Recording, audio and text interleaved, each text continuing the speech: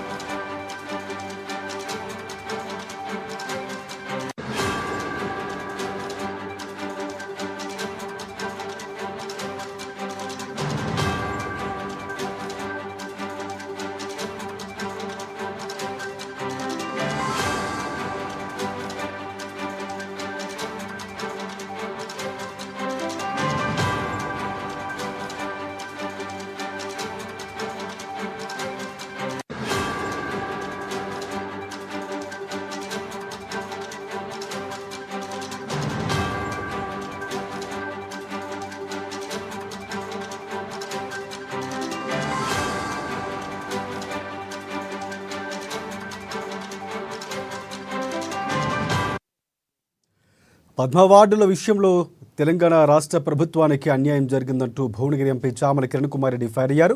పద్మ అవార్డులో తెలంగాణ రాష్ట్రానికి అన్యాయం జరిగింది. తెలంగాణ రాష్ట్రం ఏర్పడి 10 సంవత్సరాలు గడుస్తూ ఉన్న కేంద్ర ప్రభుత్వం తెలంగాణ రాష్ట్రంపై వివక్షత చూపుతూనే ఉందన్నారు.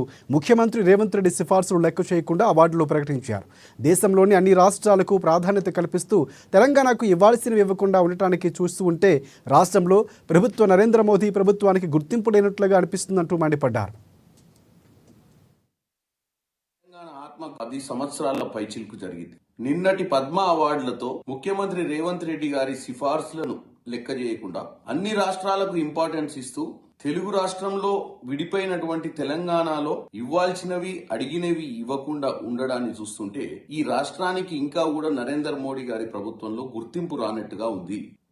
8 మంది ఎంపీలైనరు, 2 కేబినెట్ మినిస్టర్లు రిప్రజెంట్ చేస్తున్నటువంటి రాష్ట్రానికి పద్మ అవార్డులు ఇవ్వకపోవడము మనం ఆలోచించాల్సిన విషయము.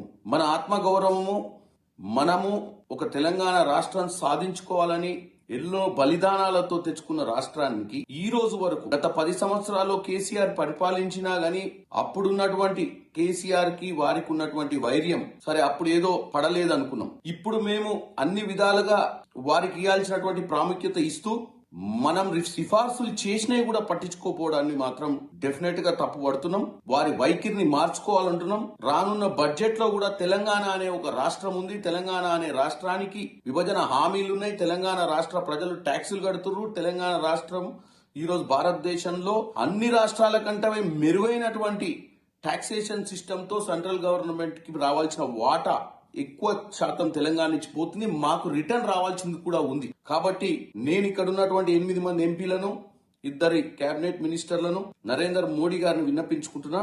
తెలంగాణను గుర్తించాలి, తెలంగాణ ఆత్మ గౌరవం గురించి ఆలోచించాలని కోరుకుంటున్నాను.